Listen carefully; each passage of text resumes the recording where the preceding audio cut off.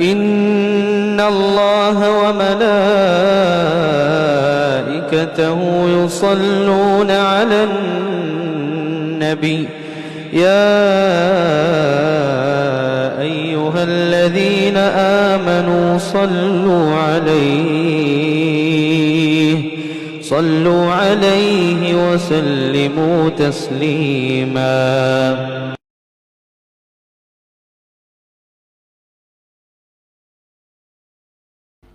الحمد لله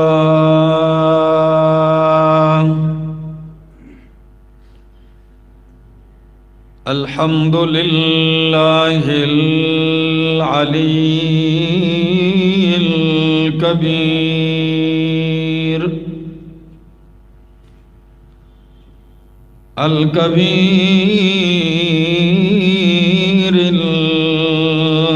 المتعال.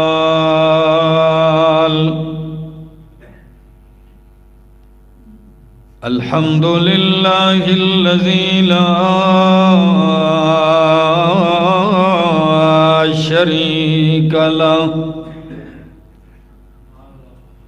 شريك له في الذات والصفات،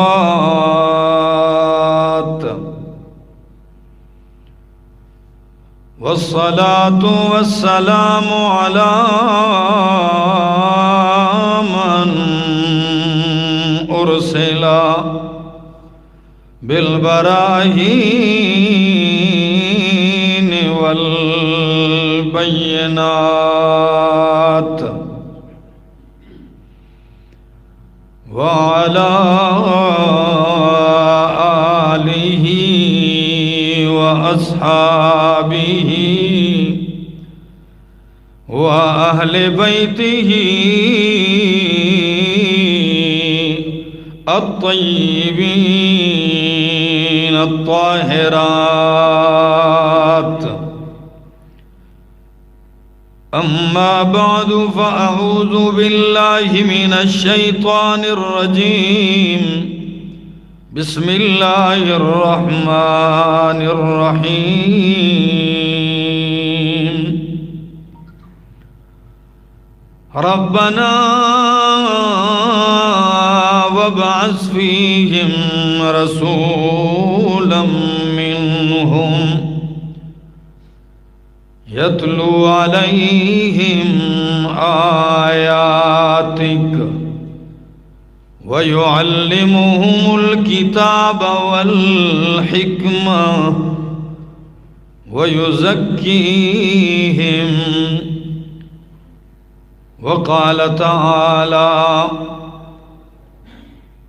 يا أيها الرسول بلغ ما أنزل إليك من ربك وإن لم تفعل فما بلغت رسالته والله يعصمك من الناس.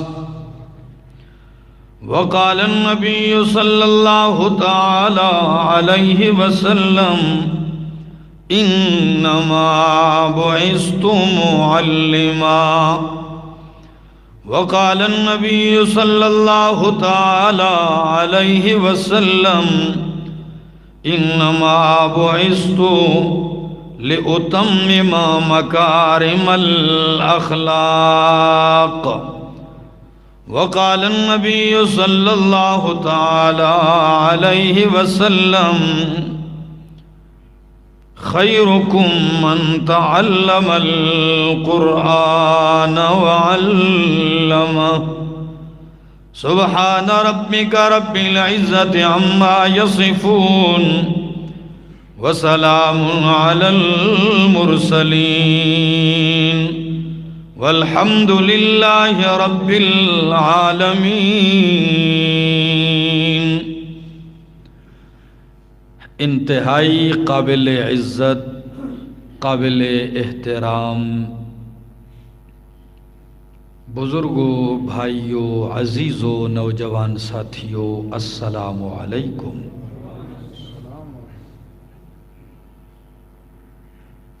تحصیل غازی کی اس مسجد میں دوسری دفعہ آپ لوگوں سے مخاطب ہونے کا موقع نصیب ہوا ہے۔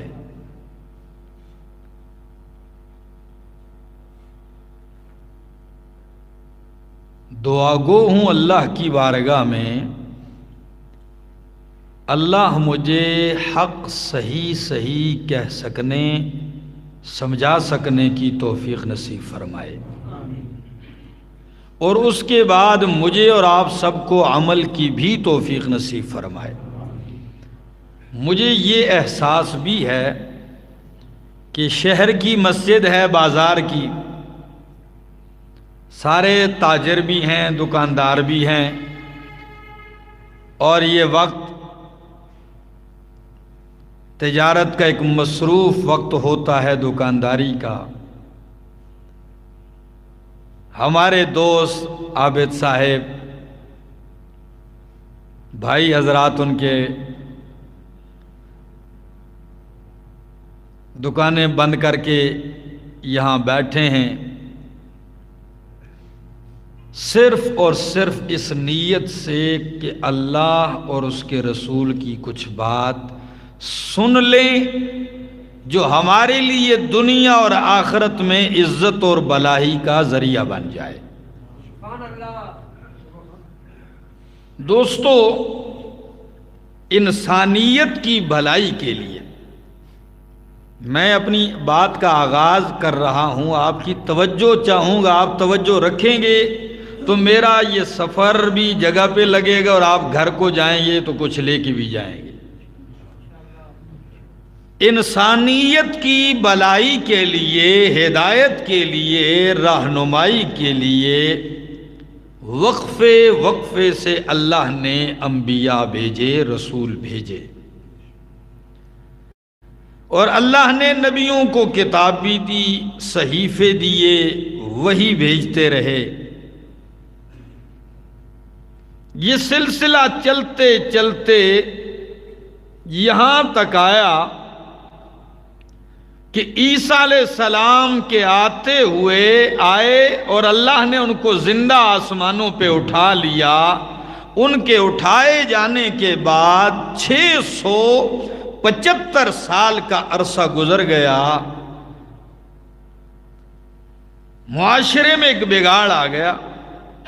اللہ کا گھر ہے، بتوں کو پوجا جا رہا ہے۔ کعبۃ اللہ ہے جو توحید کا مرکز ہے، اس میں بت رکھے ہوئے ہیں، ان کی عبادت جاری ہے۔ لوگوں کا ایمان تباہ، عقیدہ تباہ ہے، اخلاقیات، معاملات، معاشرہ سارا ہی بگڑ چکا ہے۔ اللہ کے حقوق پامال ہیں، بندوں کے حقوق پامال ہیں، بیٹیاں زندہ درگور کی جا رہی ہیں۔ ایسے معاشرے کی اصلاح کے لیے رب کائنات نے محمد الرسول اللہ صلی اللہ تعالی علیہ وسلم کا انتخاب فرمایا،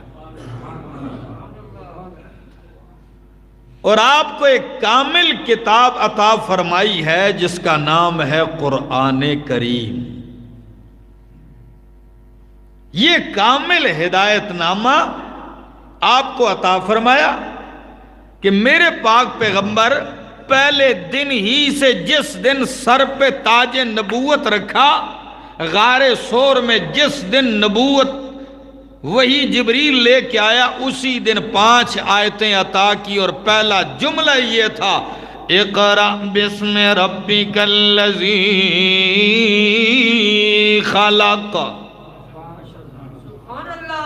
پہلے دن سے فرمایا اقرأ، میرے پیغمبر پڑھیے، قرآن پڑھنا شروع کیجئے، اپنے رب کے نام سے آغاز کیجئے، ابتدا کیجئے۔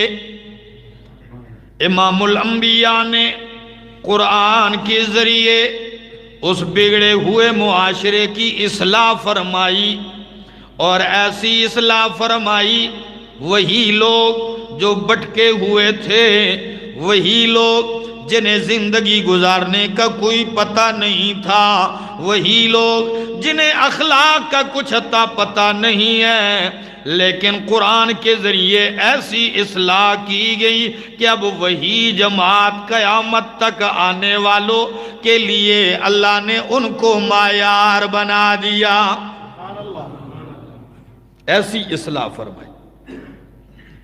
اور چونکہ امام الانبیاء محمد الرسول اللہ صلی اللہ تعالی علیہ وسلم دنیا میں آئے اور چلے گئے، 14 صدیاں گزرنے والی ہیں، 1400 سال کا عرصہ گزر چکا ہے، اب امت میں کوئی نیا نبی آ سکتا؟ صحابی تابعی سب کا دور چلا گیا، اب کرنا کیا ہے؟ اب لوگوں کی اصلاح کیسے کرنی ہے؟ اب ہر آدمی نے سوچنا ہے کہ میرے سامنے یہ امت ہے، کوئی امام ہے، کوئی خطیب ہے، کوئی معلم ہے، کوئی مدرس ہے، کوئی استاد ہے، ہر آدمی سوچ رہا ہے کہ بگڑی ہوئی انسانیت کی اصلاح کروں تو کیسے کروں؟ ایک سوچ ہے، مجھے لگی ہے، انہیں لگی ہے، آپ لوگوں میں سے بہت ساروں کو لگی ہے کہ لوگوں کی اصلاح۔ اب کئیوں نے سوچا کہ اصلاح کا طریقہ یہ ہے کہ لوگوں کو نرم نرم مزیدار لچھے دار قسم کی باتیں بتائی جائیں، سخت بات کوئی نہ کی جائے، لوگ بن جائیں گے۔ کسی نے سوچا ان کو کہانیاں قصے سنائے جائیں، شاید لوگوں کی اصلاح ہو جائے۔ لیکن آج سے صدیاں پہلے امام مالک رحمہ اللہ جو مدینے کے امام ہیں، انہوں نے بات ہی حل کر دی، کلیہ بیان کر دیا، فرماتے ہیں لا یصلح آخر هذه الامة الا بما صلح به اولها، کہ اس امت کے آخری حصے کی اصلاح بھی اسی طریقے سے ہوگی جس طریقے پر امت کے پہلے حصے کی اصلاح ہوئی ہے۔ اور غازی والوں، آپ کو پتہ ہے کہ امت کے پہلے حصے کی اصلاح کون سی کتاب کے ذریعے ہوئی ہے؟ جی خیر ہے، اگر پیسے نہیں لگتے تو نام لے لیں، کون سی کتاب ہے؟ ہاں، وہ پہلے حصے کی اصلاح قرآن کے ذریعے امام الانبیاء نے کی ہے۔ تو امت کا یہ آخری حصہ جا رہا ہے۔ آج بھی اگر کوئی چاہتا ہے میں امت کی اصلاح کر جاؤں تو اسے چاہیے رب کے قرآن سے اصلاح کرے۔ اگر چاہتا ہے میں نصیحت کروں تو رب کے قرآن سے نصیحت کرے، اس لیے کہ یہ وہ نصیحت ہے، میں کیا ہوں گا، میری نصیحت کیا ہوگی؟ نصیحت تو وہ ہے جسے رب نے نصیحت فرمایا قد جاءتکم موعظۃ من ربکم، اے کائنات کے لوگوں تمہارے پاس رب کی طرف سے نصیحت آ گئی ہے۔ قرآن کس کی نصیحت ہے؟ اللہ کی نصیحت ہے۔ تو اللہ نے قرآن کو نصیحت بنایا تو نبی کو ناصح بنایا، قرآن کو ہدایت بنایا تو نبی کو ہادی بنایا، قرآن کو واعظ بنایا تو نبی کو واعظ بنایا، قرآن کو اجمال بنایا تو نبی کو تفصیل بنایا، قرآن کو نور مبین بنایا تو نبی کو سراج منیر بنایا، قرآن کو رحمت للمؤمنین بنایا تو نبی کو رحمت للعالمین بنایا۔ اصلاح کیجئے، اصلاح کے لیے کامل نسخہ قرآن مقدس ہے۔ میرے پیغمبر قرآن سنائیے، یقین کیجئے غازی والو، یہ وہ کتاب ہے جو اپنا تعارف خود کرواتی ہے۔ اگر آپ قرآن سے پوچھیں کہ اے قرآن تجھے کس نے بھیجا ہے، کس نے اتارا ہے، تو خود قرآن کہتا ہے इन्नहू लतंज़ीलु रब्बिल आलमीन। ये रब्बुल आलमीन का उतारा हुआ है। अगर आप कुरान से पूछेंगे कौन लेके आया है तुझे, तो कुरान कहेगा नज़ल बिहिर रूहुल अमीन, कि रूहुल अमीन जिब्रील लेके आया। आप पूछेंगे कुरान को कौन से महीने में उतारा गया है, तो कुरान खुद कहेगा शहरु रमज़ान अल्लज़ी उन्ज़िल फ़ीहिल कुरान, कि रमज़ान के महीने में कुरान उतारा गया। अगर आप कुरान से पूछेंगे कि रमज़ान की कौन सी रात उतारा गया, तो कुरान जवाब देगा इन्ना अंज़लनाहु फी लैलतिल क़द्र। अल्लाह ने कुरान को लैलतुल क़द्र में उतारा है। कौन सी रात में? लैलतुल क़द्र में उतारा है, क़द्र वाली रात में उतारा है। अगर आप पूछेंगे कि है कुरान तू किस पे उतरा है, तो कुरान जवाब देगा नुज़्ज़िल अला मुहम्मदिन, ये मुहम्मद पे उतारा गया। अगर आप पूछेंगे कुरान तू किस लिए आया है, आज तो यही है तावीज़ों के लिए आया, सिर्फ चूमने चाटने के लिए आया, सिर्फ अलमारी में ऊपर रखने के लिए आया, या जनाजे के बाद फेरने चकराने के लिए आया, किस लिए आया है? तो कुरान कहता है ना ना, मेरे आने का मकसद है हुदल लिन्नास, लोगों की हिदायत के लिए आया हूँ। अलिफ लाम मीम ज़ालिकल किताबु ला रैब फीह हुदल लिल मुत्तकीन, मुत्तकीन के लिए हिदायत बन के आया हूँ। अल्लाह कुरान खुद बताता है कि मैं किस लिए आया हूँ। किताबुन अंज़लनाहु इलैका, किताबुन अंज़लनाहु इलैका लितुख़रिजन नासा मिनज़्ज़ुलुमाति इलन नूर। फरमाया किताबुन, ये अज़मत वाली किताब है, अल्लाह ने आपकी तरफ नाजिल की है। किस लिए? लितुख़रिजन नासा मिनज़्ज़ुलुमाति इलन नूर, कि तुम लोगों को अंधेरों से ज़ुलुमात से निकाले, इलन नूर, नूरे तौहीद की तरफ, नूरे ईमान की तरफ, नूरे हिदायत की तरफ तू लेके आए। कुरान आने का मकसद भी बताता है, कुरान आने का महीना भी बताता है, कुरान जहाँ उतरा है तो उस इलाके का नाम भी बताता है, कुरान खुद अपना तारुफ करवाता है। अब ख्याल से अगर मुझे सारा घर गिराना पड़े मैं गिराऊंगा, निकालूंगा, खजाना है मेरे घर में छुपा हुआ, लेकिन अल्लाह की तरफ से भेजा हुआ खजाना। सूरह बकरा की आखिरी आयतें नबी अलैहिस्सलाम ने फरमाई ये अर्श के खजानों में से एक खजाना है। इतना बड़ा खजाना पड़ा। हम दाएं बाएं हैं, हम बेखबर हैं, चाहते हैं इस्लाह हो जाए, लेकिन इस्लाह वाली किताब के करीब नहीं आते। ये तो वो किताब है, अल्लाह ने इस किताब के माथे का झूमर बना दिया इस आयत को कि ज़ालिकल किताबु ला रैब फीह। कुरान पढ़ने लगा है मेरा दोस्त, पहले अकीदा बना कि इसमें कोई शक, इसमें शक नहीं। मेरी बातों में पीर मौलवी फकीर हर आदमी की बात में शक हो सकता है, लेकिन कुरान की पहली बात ये कि ला रैब फीह, इसमें कोई शक नहीं है। क्यों शक नहीं है? कुरान कहता है वमन अस्दक़ु मिनल्लाहि हदीसा,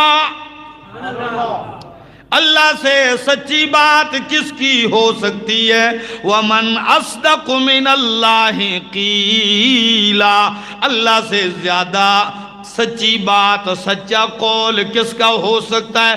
نبی کریم جب تقریر کرتے، خطبہ شروع کرتے تو خطبے میں یہ جملہ ارشاد فرماتے کہ فَإِنَّ أَصْدَقَ الْحَدِيثِ کتاب اللہ،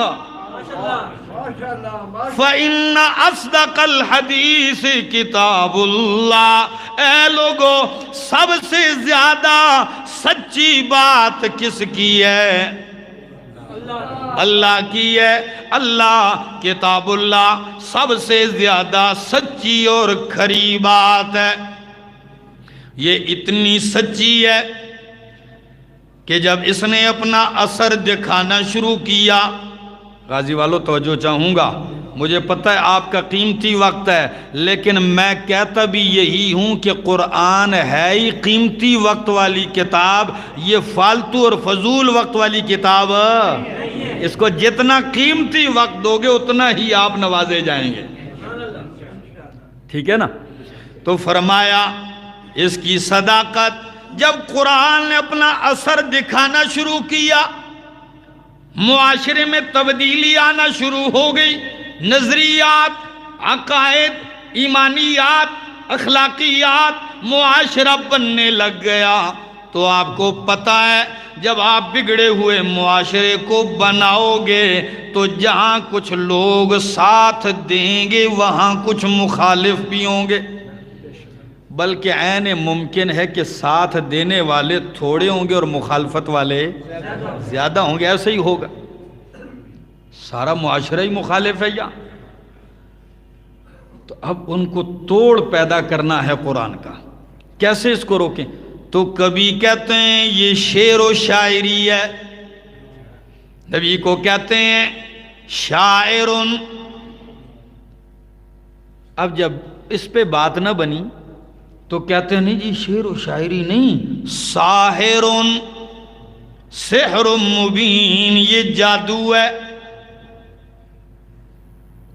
تو یہ تو جادو کی طرح ہے۔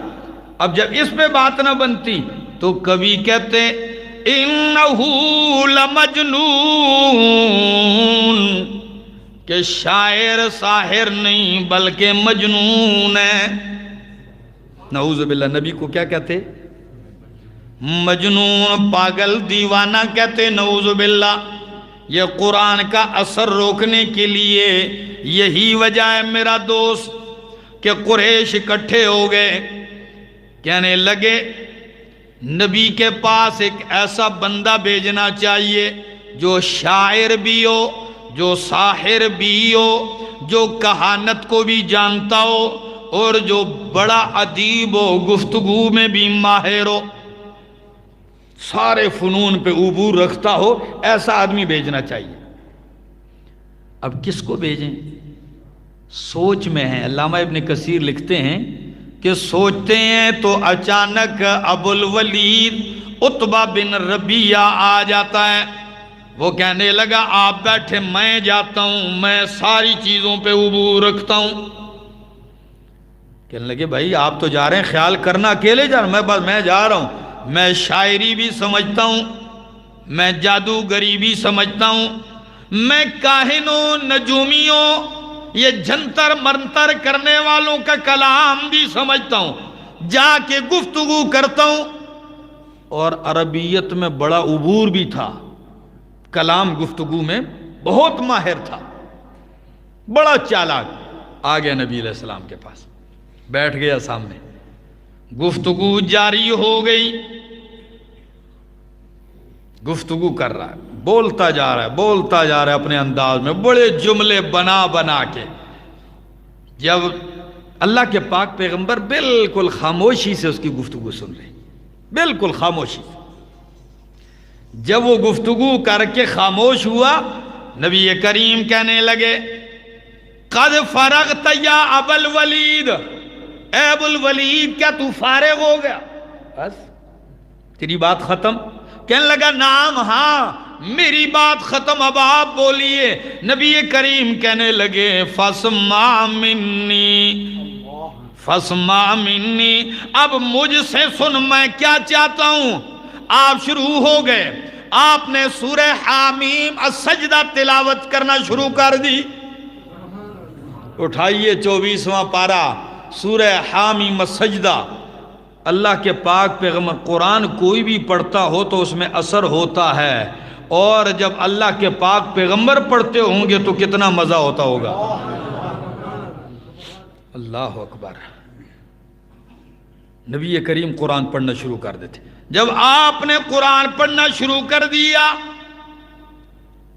دوسرے رکوع تک پہنچنے لگے جس میں قوم عاد اور سمود پر اللہ کے عذاب اور قہر اور بجلی اور چیخ کا ذکر آ گیا، تو ابو الولید کے دونوں ہاتھ یوں پیچھے لگائے ہوئے، ایسے ٹیک لگائے ہوئے، دونوں ہاتھ پیچھے اور دونوں ہاتھوں سے اس نے تکیہ لگایا ہوا، اللہ کے پاک پیغمبر کو دیکھ رہا ہے، آنکھوں سے آنسو جاری ہیں۔ جب نبی کریم کی زبان پر اللہ کے عذاب کی آیت آئی، فوراً کھڑا ہو کے لگے یا رسول اللہ بس کیجئے بس کیجئے، ایسے کانپ گیا، لرز اٹھا۔ قرآن میں اتنی تاثیر تھی کہ ڈر گیا، وہ کہنے لگا کہیں ابھی اللہ کا عذاب نہ آ جائے۔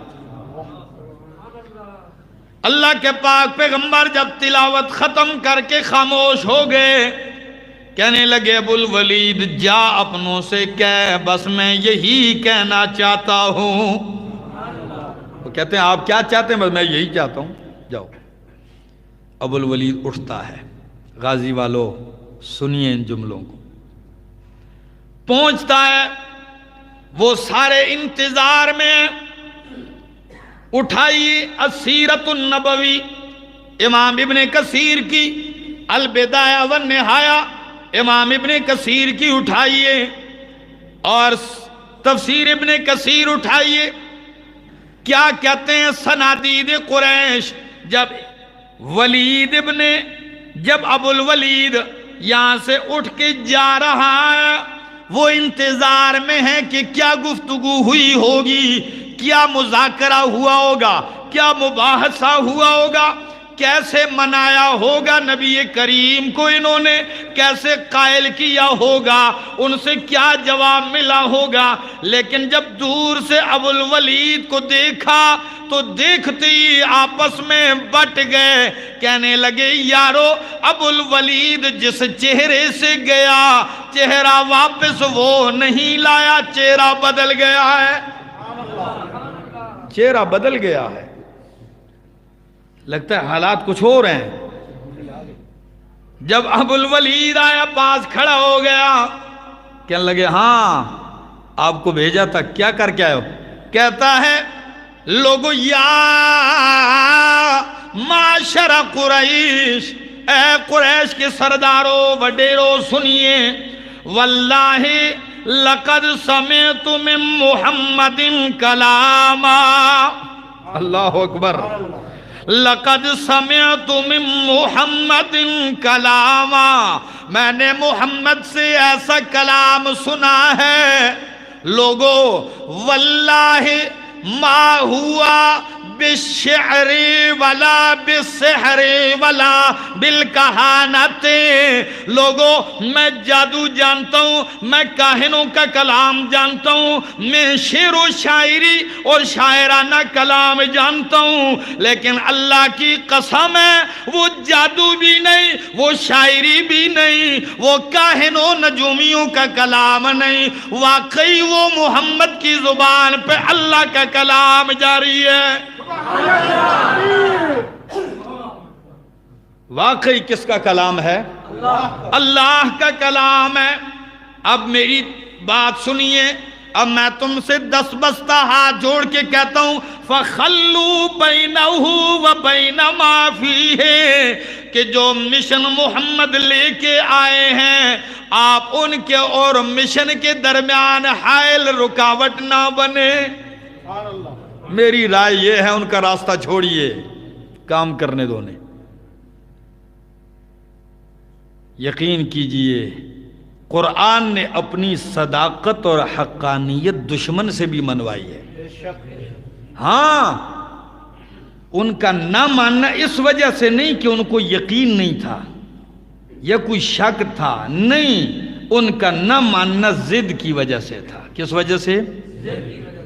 اور آج کل آپ نے کئی لوگ ایسے ضدی دیکھے ہوں گے جو 40-50 سال سے ایک مسئلے پہ اڑے ہوں. آج اگر آپ قرآن کھول کے ان کو بتا دیں وہ کہتے ہیں گل تو ٹھیک ہے پر اتنا عرصہ جڑے کام کردہ آیا تو کیوں چھوڑا؟ اتنے عرصے تو میں کرتا آیا ہوں اتنے عرصے سے، آج ان کو چھوڑ دوں؟ تو اس کے لیے قرآن چھوڑنا آسان ہوتا ہے، لیکن وہ اپنا زندگی اور ماضی کا عمل چھوڑنا، یہ کہ میں مسلمان کی بات کر رہا ہوں، تو اپنی بات سے ہٹنا یہ بڑا مشکل ہے. یہ ضد کی وجہ سے منکر تھے، یقین جانیے، ورنہ قرآن مقدس نے انہیں چیلنج دے کے کہا قُلْ لَئِنِ اجْتَمَعَتِ الْإِنسُ وَالْجِنُّ عَلَىٰ أَن يَأْتُوا بِمِثْلِ هَذَا الْقُرْآنِ لَا يَأْتُونَ بِمِثْلِهِ وَلَوْ كَانَ بَعْضُهُمْ لِبَعْضٍ ظَهِيرًا. یہ اللہ کا قول ہے، یہ اللہ کا کلام ہے، یہ چیلنج اللہ کا ہے. فرمایا قُلْ لَئِنِ اجْتَمَعَتِ الْإِنسُ وَالْجِنُّ، اگر سارے انسان اور سارے جن اکٹھے ہو جائیں اور سارے مل کے قرآن جیسا قرآن لانا چاہیں، اللہ فرماتے ہیں سر جوڑ کے اکٹھے ہو جائیں، سب کچھ کر جائیں گے، لیکن قرآن جیسا قرآن لا سکتے نہیں لا سکتے.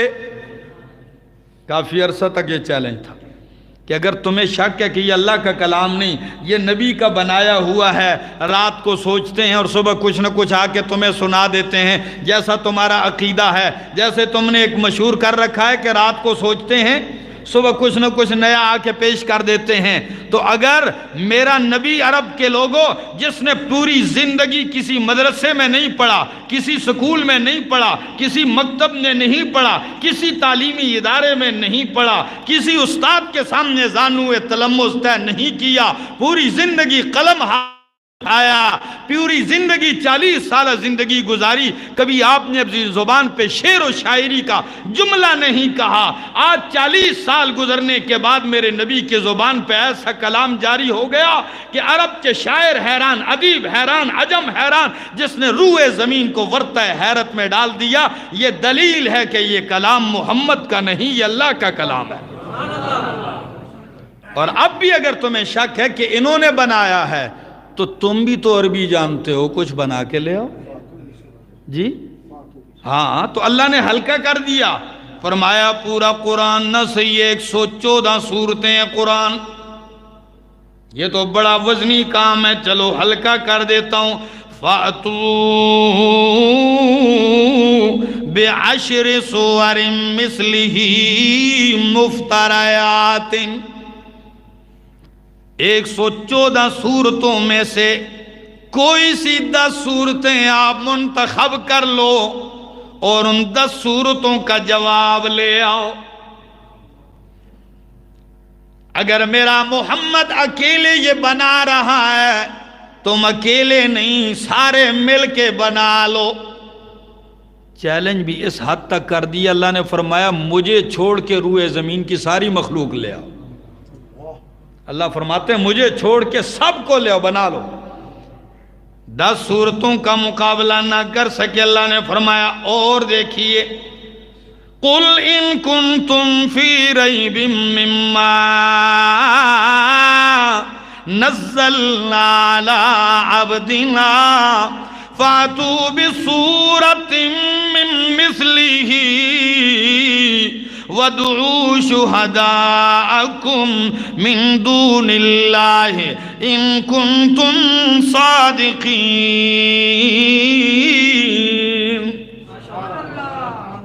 فَأْتُوا بِسُورَةٍ، علماء بیٹھے ہیں، سورتن کے نیچے 2 زیر ہیں، اسے عربی میں تنوین کہتے ہیں. کیا کہتے ہیں؟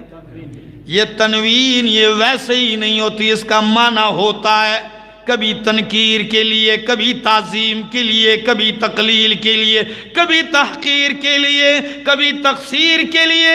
یہاں ہے تقصیر کے لیے. فَأْتُوا بِسُورَةٍ قَصِيرَةٍ، بڑی صورت نہیں، چھوٹی صورت کی طرح کوئی صورت بنا کے لے آؤ۔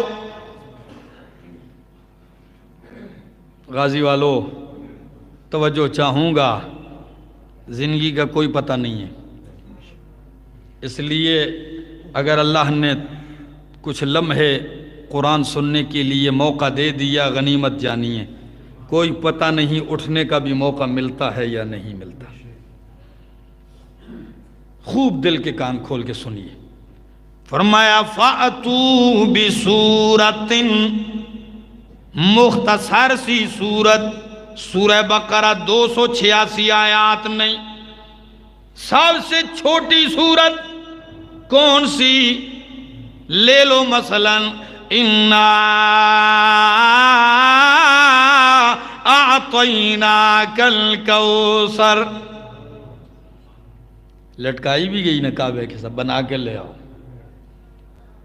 مشرک طواف کرتے ہیں اور دیکھتے بھی ہیں، چیلنج ہے، ایسے پھنسائے ہیں اللہ نے خدا کی قسم کہ ذرا بھی جو ہے ہیل حجت کا موقع نہیں دیا۔ بتاؤ لے آؤ، 3 لائنیں ہیں، کتنی لائن؟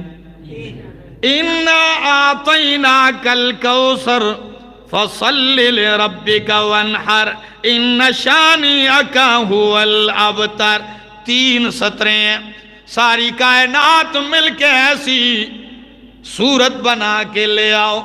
بڑے بڑے شاعر آ گئے، لبید جیسا شاعر آ گیا، صہبان بن وائل جیسا شاعر آ گیا۔ آپ کہیں گے یہ کن لوگوں کے نام آپ نے لے لیے؟ بتانے لگا ہوں، تعارف کروانے لگا ہوں۔ البدایہ والنہایہ میں، اسی طرح طبقات شعراء میں تعارف کروانے لگا ہوں۔ صہبان بن وائل یہ عرب کا وہ شاعر ہے جس نے بالغ ہونے کے بعد موت تک ایک جملہ دوبارہ پوری زندگی نہیں بولا۔ جو جملہ ایک دفعہ بول دیا پوری زندگی دوبارہ نہیں بولا، نیا جملہ، نئے الفاظ۔ یہی تو وجہ ہے انہیں غرور ہی اپنی بولی پر تھا کہ وہ اپنے آپ کو عرب اور باقی ساری کائنات کو عجم کہتے۔ کیا؟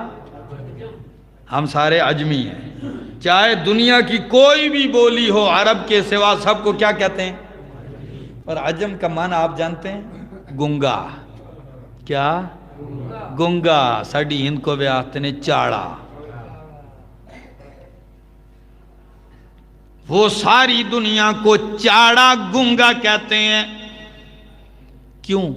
اسی لیے تو گنگا کہتے ہیں کہ ہمارے پاس الفاظ نہیں ہیں۔ ہم جب کہتے ہیں جی میرے پاس آپ کے شکریہ کے الفاظ نہیں، میرے پاس آپ کی تعریف کے الفاظ نہیں، اور ہوتے ہی نہیں، واقعی ختم ہو جاتے ہیں۔ ہماری بولی کی وسعت زیادہ وسیع کرو تو جنگل کا بادشاہ جسے کہتے ہیں شیر، آپ کی بولی میں کتنے نام ہیں اس کے؟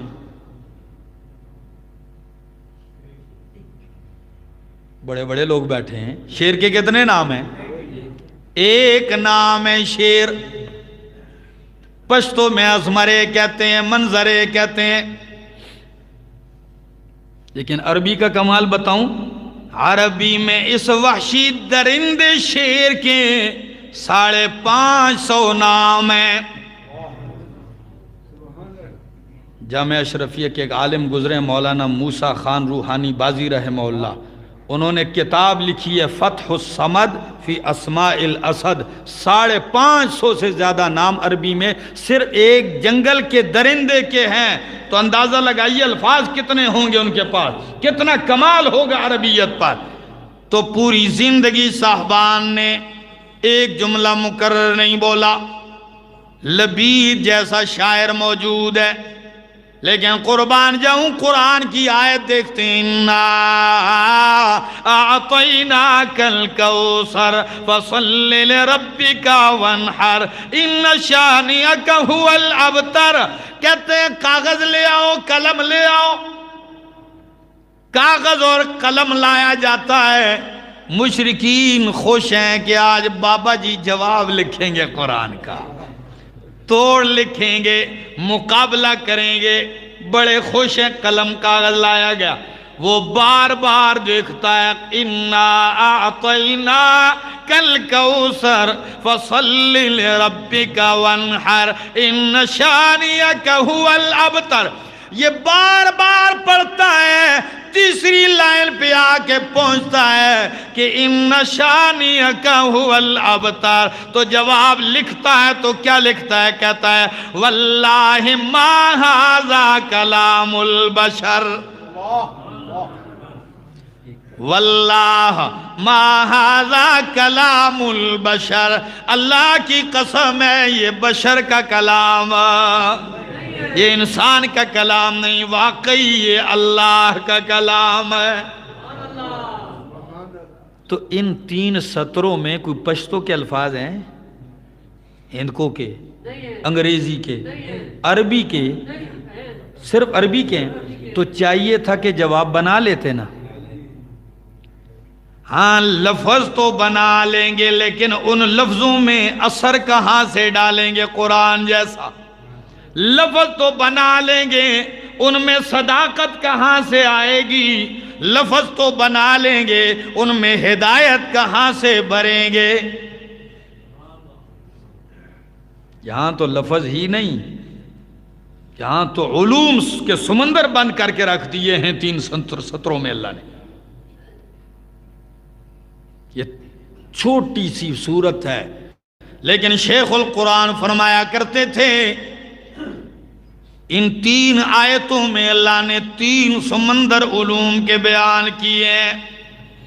کون کون سے؟ ایک آیت میں شان مصطفیٰ، کیا؟ شان مصطفیٰ. دوسری آیت میں ہے مشن مصطفیٰ، کیا؟ پروگرام مصطفیٰ. اور تیسری آیت میں انجام دشمنان مصطفیٰ.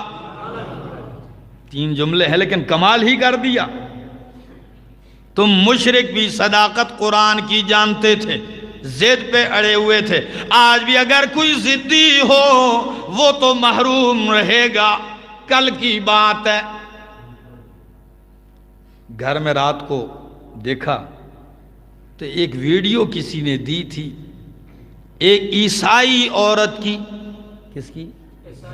عیسائی عورت ہے، خاتون ہے، برقعے میں آئی. تو میں حیران رہ گیا تھا کہ عیسائی عورت ہے برقعے میں کیسے آ گئی. کہنے لگی میں نے بہت علم حاصل کیا، بڑی ریسرچ کی ہے، بڑی تحقیقات ہیں میری. اچھا. کہنے لگی میری آخری تحقیق یہ تھی قرآن کا مطالعہ، اور قرآن کا مطالعہ میں نے ہدایت کے لیے نہیں کیا. میں قرآن پڑھنا شروع کیا، قرآن میں غلطیاں تلاش کرنا شروع کر دی، لیکن بسم اللہ سے آغاز کیا. جب سورہ نساء پہ پہنچی تو میری غلطیاں قرآن نے دور کر کے میرے دل میں ہدایت اتار دی.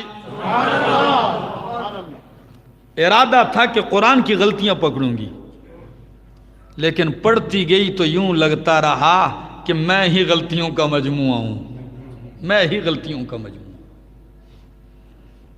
ایسی ہدایت. دشمنوں پہ قرآن کا اثر دیکھیے غازی والوں. سارا دن نبی کی دشمنی میں ابو جہل چل رہا ہے، سارا دن نبی کے راستے روک رہا ہے ابو سفیان، اخنس بن شریق، رؤساء ہیں. لیکن رات کا اندھیرا چھا جاتا ہے، امام الانبیاء اپنے گھر کے سحر میں نماز میں اللہ کا قرآن جہر سے پڑھنا شروع کر دیتے ہیں. مکے کی پرسکون وادی ہے، قرآن ہے، اور قاری قرآن خود صاحب قرآن محمد رسول اللہ ہے. پڑھتے جا رہے ہیں. اثر دیکھیے، ابو جہل رات کو بستر سے اٹھتا ہے، چھپ کے جا رہا ہے. یتسللون الی بیت النبی، کھسک کھسک کے جا رہے ہیں نبی کے گھر کی طرف، نبی کی زبان سے قرآن سننے کے لیے. ساری رات قرآن سنا، جیسے صبح ہوئی واپس جانے لگے اپنے اپنے گھروں کو، راستے میں چاروں اکٹھے ہو گئے۔ ابو جہل کہتا ہے ابو سفیان خیر ہو، رات کہاں تھے، کدھر جا رہے ہو؟ وہ کہنے لگا آپ کہاں جا رہے ہیں؟ اخنس بن شریقن سے کہنے لگا آپ کہاں جا رہے ہیں؟ تو ایک کہنے لگا سچ بتاتا ہوں، جھوٹ نہیں بولتا، اللہ کی قسم ہے سارا دن نبی کی مخالفت کی ہے، لیکن نبی کی زبان سے قرآن کا کمال یہ ہے کہ رات کو مجھے بستر سے اٹھایا، میں ساری رات ان کا قرآن سنتا رہا۔ ان کے دروازے کے باہر تھا، تو جب کے باہر تھا تو جب ابو جہل نے یہ کہا تو ابو سفیان نے کہا اللہ کی قسم میں بھی اسی لیے گیا تھا۔ تیسرے نے کہا اللہ کی قسم واللہ میں بھی اسی لیے گیا۔ جب چاروں نے کہا اسی لیے ہم گئے تو پتہ کہنے لگے لوگ کیا کہیں گے، دن کو آپ کیا کرتے ہو، رات کو کیا کر رہے ہو، لوگ کیا کرتے ہیں، آئندہ نہیں آنا، خیال کرنا آئندہ نہیں آئیں گے، ایک دوسرے کو شرمندہ کیا، آئندہ نہیں آئیں گے۔ چلے گئے، جب دوسری رات آئی پھر چاروں پہنچ گئے، قرآن سنتے رہے ساری رات۔ جب فجر ہوئی جانے لگے، اکٹھے ہو گئے، پھر جب آمنے سامنے ہوا نظریں جھک گئیں، شرم سے سر جھکا لیے۔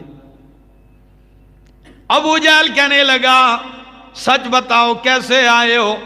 ابو سفیان کہنے لگا یار سچ بتاؤں میں تو اس لیے آیا ہوں، میں نے کہا باقی نہیں آئیں گے تو میرے جانے کا کسی کو کیا پتا چلے گا، کیونکہ کل وعدہ کیا نہیں آئیں گے، تو جب باقی نہیں آئیں گے میں تو چلا جاؤں۔ تو ابو جہل نے کہا میرا بھی یہی خیال تھا کہ آپ نہیں آؤ گے تو میرے سننے میں کوئی حرج نہیں۔ تیسری رات پھر اکٹھے ہو گئے، جب تیسری رات پھر یہی معاملہ ہوا تو کہنے لگے اب معاملہ حد سے بڑھ گیا ہے، تباہ ہو جائیں گے ہم، لہٰذا ایسے کرو وعدہ کرو۔ اس وقت چاروں نے وعدہ کیا کہ آئندہ نہیں آئیں گے۔ میں نے کہا تم آؤ یا نہ آؤ دنیا کو پتہ چل گیا کہ قرآن کی صداقت، قرآن سچی کتاب ہے۔ میرے دوستو، میرے بھائیو، یہ وہ کتاب ہے، یہ وہ ایک انمول خزینہ ہے میرے اور آپ کے پاس جسے ہم بے خبر پڑے۔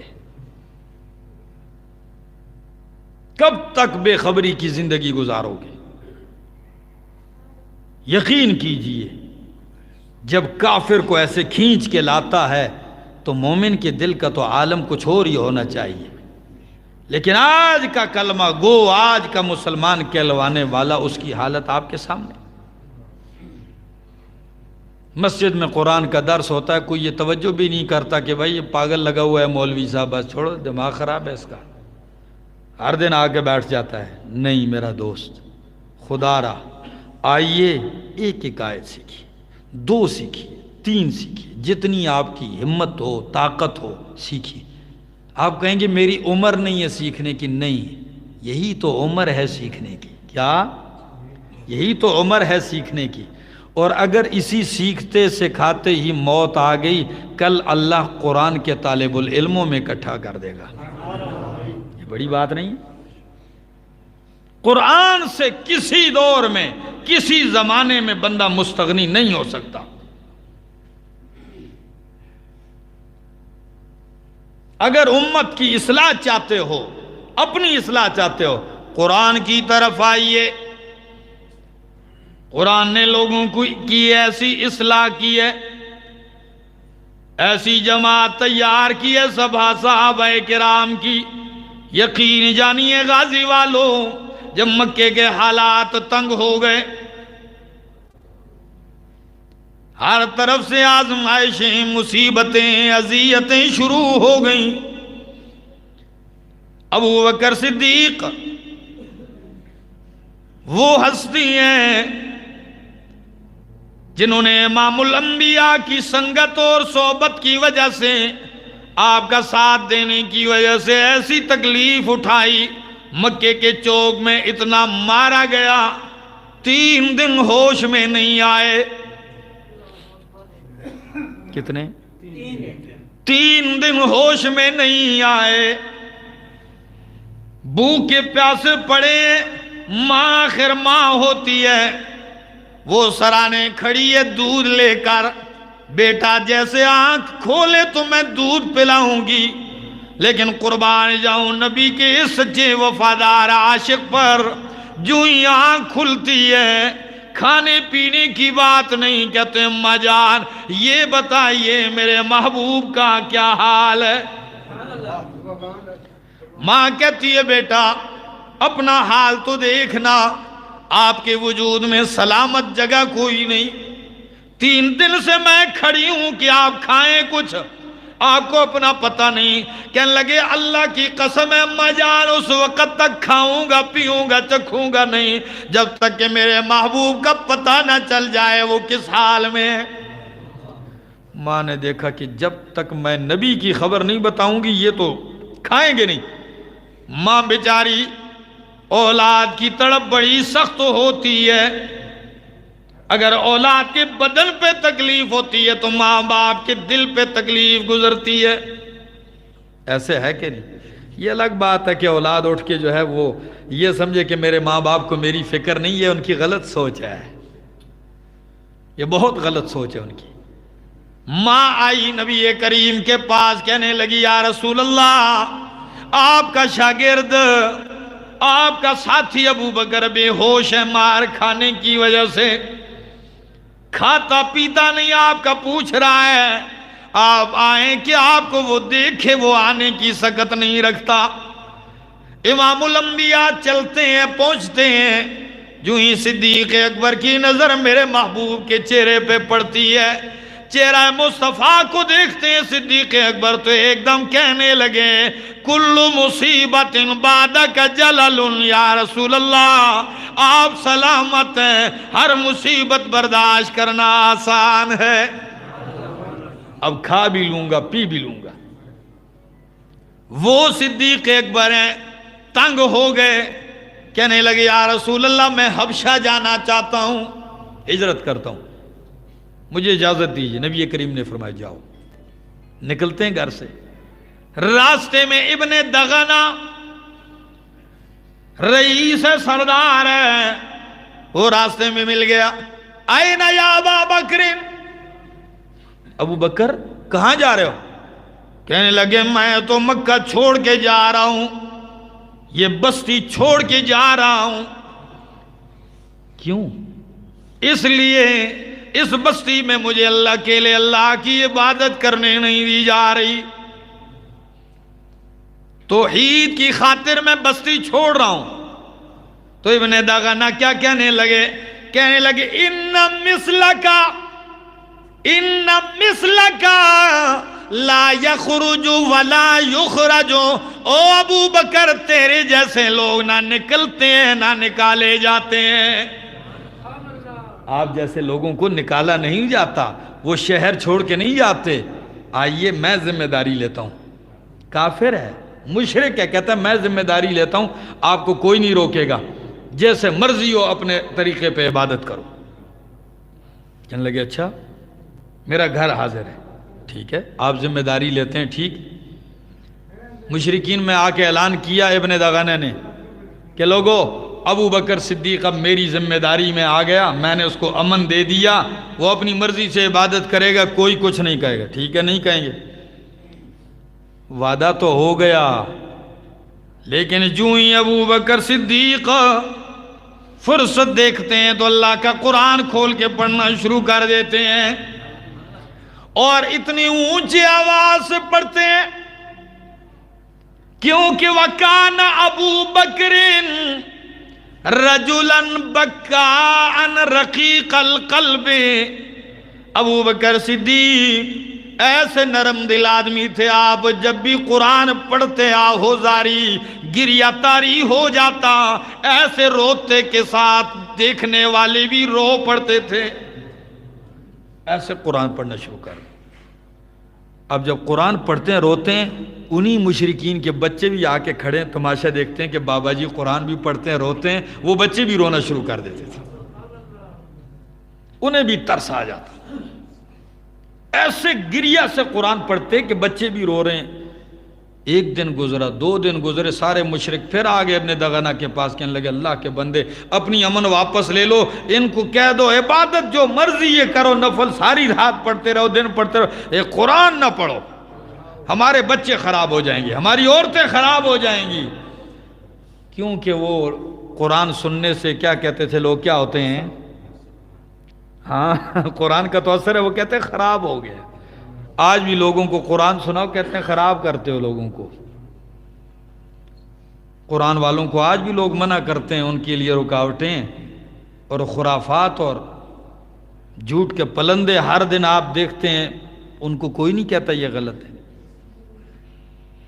میرے دوستو، شکر یہ ادا کرو اللہ نے تمہیں عقیدہ توحید سے نوازا ہوا ہے، یہ اس کا کرم ہے، اللہ کی قسم یہ اس کا کرم ہے۔ ورنہ ہماری ہی طرح 2 آنکھیں رکھنے والے، چہرہ رکھنے والے، وجود رکھنے والے، ہماری ہی طرح بدن رکھنے والے، کوئی گائے کو پوج رہا ہے، کوئی لکڑی کو پوج رہا ہے، کوئی قبر کو پوج رہا ہے، کوئی مردے کو پوج رہا ہے، کوئی زندے کو پوج رہا ہے۔ ہم میں کیا کمال ہے کہ اللہ نے اپنی توحید اور اپنے ہی در پہ جھکا رکھا ہے، یہ محض اس کا کیا ہے؟ ہاں یہ اس کا کرم ہے۔ دوستو شکر ادا کیجئے۔ تو نے کہا ابو بکر یہ کام نہ کر۔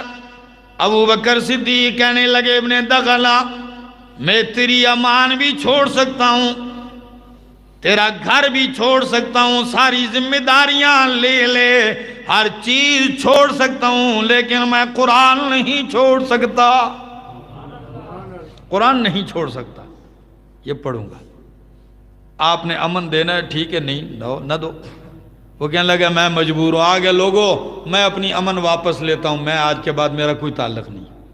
اتنا مجبور ہو گیا۔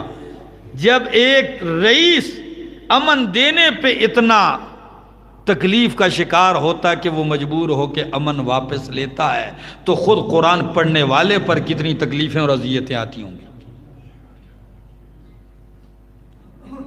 لیکن یہ وفاؤں کی راہ ہے، یہ صداقت کی راہ ہے، اس پہ چلنے والا کبھی پریشان نہیں ہوتا، وہ نادم نہیں ہوتا۔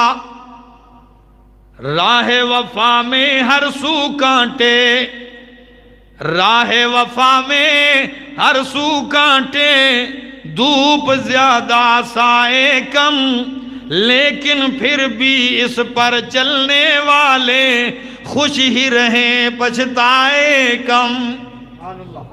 جتنی بھی آئے خوش ہی رہتا ہے بندہ، تکلیف ہو مصیبت ہو وہ خوش رہتا ہے، اللہ اسے اطمینان دیتے ہیں، کیوں خوش نہ ہو؟ الا بذکر اللہ تطمئن القلوب۔ اس قرآن کی وجہ سے ان کے دل مطمئن رہتے ہیں۔ اللہ کرے ہمارے دلوں میں اطمینان پیدا ہو جائے، اللہ قرآن و سنت سے محبت نصیب فرمائے۔ زندگی نے وفا کی، پھر ملاقات کریں گے۔ آخر دعوانا ان الحمدللہ رب العالمین۔ دعا کر لیتے ہیں۔ ماشاءاللہ، آمین آمین آمین۔ اللہم لک الحمد حتی ترضا ولک الشکر حتی ترضا ولک الثناء حتی ترضا۔ اللہ ہماری حاضری قبول فرما۔ مولا کریم جو اس مقام پہ حاضر ہوئے ہیں تیرے کلام کو سننے کے لیے، اللہ تو دلوں کے راز جانتا ہے، میری التجا ہے سب کی جھولیوں کو اپنی رحمتوں سے بھر دے۔ اللہ سب کی نسلوں میں قرآن کے خادم پیدا فرما، سنت مصطفیٰ کے خادم پیدا فرما۔ اللہ جو بیمار ہیں ان کو صحت کاملہ عطا فرما۔ حاجی صاحب نے قرآن مقدس اس عمر میں شروع کر رکھا ہے، سیکھتے ہیں، پڑھتے ہیں، دعا گو ہوں اللہ رب العالمین تکمیل کی توفیق نصیب فرمائے۔